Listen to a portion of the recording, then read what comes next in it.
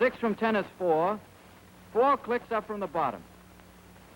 You check it, and if your next shots hit where you aim them, that's your elevation 0.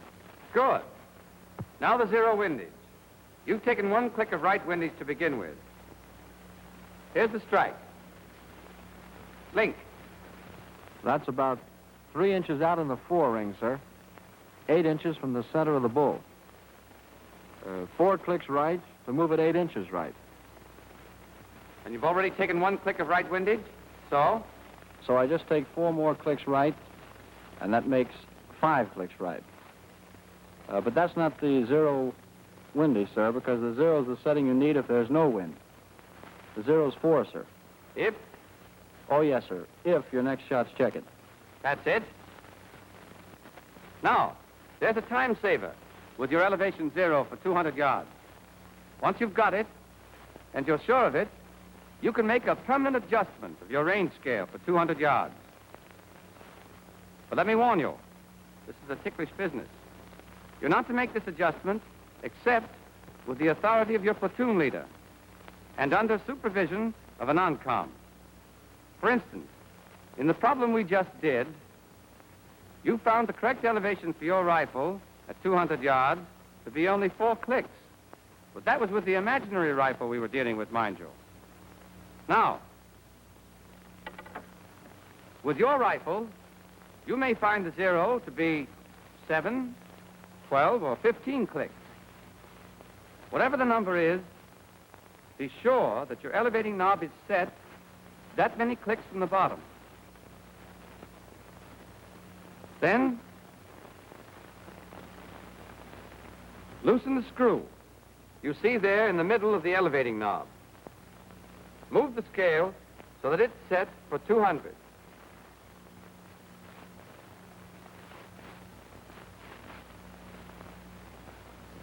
Tighten the screw again and be sure it's tight.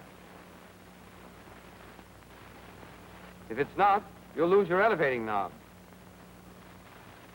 That's how you set your correct 200-yard elevation for keeps. But remember, that's for 200 yards only. You have to 0 separately for 300 and 500 yards.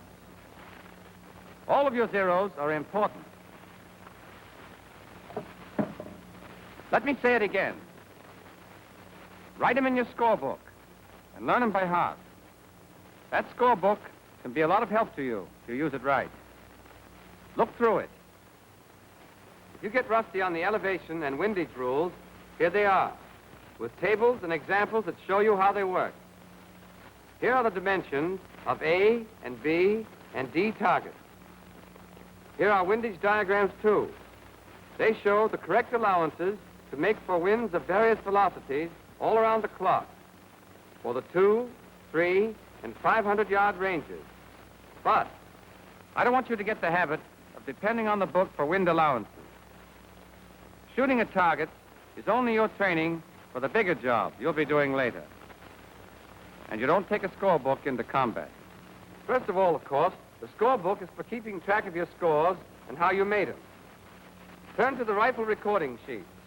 Take one that's headed 200 and 300 yards, slow fire recording sheet, and I'll go through it and show you how to use it. All right, place. Give the name of your post, camp, or station, in this case, Fort Benning. Then today's date, the hour, wind velocity, say 10 miles, from 7 o'clock. The light is bright, weather warm, range 200. And you'll do your first firing from the prone position. You'll fill in all those spaces before you go to the firing line. Okay, let's say you're ready to begin zeroing. For 200 yards, you'll start with 10 clicks of elevation. Turn your elevating knob all the way down. Then up 10 clicks.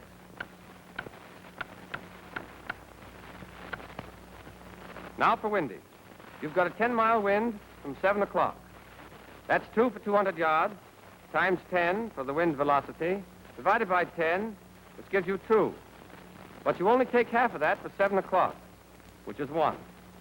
1 click left windage because the 7 o'clock wind's from your left. Write these settings down. Position, sight picture, trigger squeeze, all correct. So, you fire your first shot. You call a center 5 and immediately make a dot in the center of the little circle under call in your scorebook. The call is important. Don't forget to put it down. Now, your disc for 3 at 8 o'clock. Enter the actual hit on the M-1 target in your scorebook. Number it 1 because it's your first shot and you've got to keep track. Then mark the score in the value column under Val. A 3. Now, adjust your sight. The chances are you won't get a perfect setting the first time, but make your corrections. Use your target dimension. From the center to the edge of the bull is 5 inches. Say this hit is 6 inches low. So you'll want 3 clicks more of elevation. That's your original 10 clicks and 3 clicks more. So 13 clicks is the elevation you'll use for your second shot. Put it down and change your setting. Now, I estimate that this hit is 12 inches to the left of center. At 200 yards, it'll take 6 clicks right. Now, you started with 1 click of left windage, and your corrected setting, when you've turned your wind gauge 6 clicks right from the 1 click left, will be 5 clicks right. Put that down in your scorebook.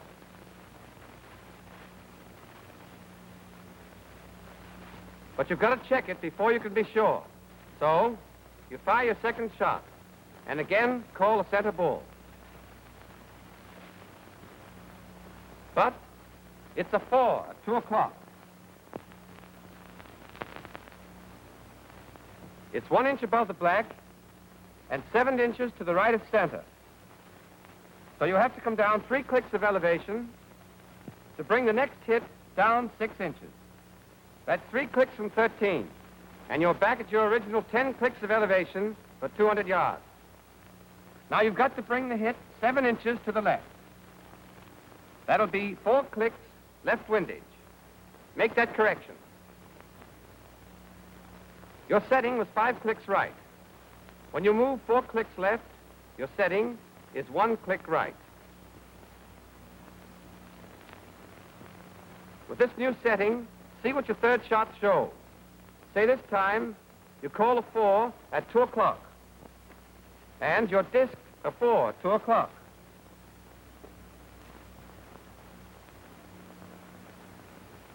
Well, that's fine. Your shot hit where you called it.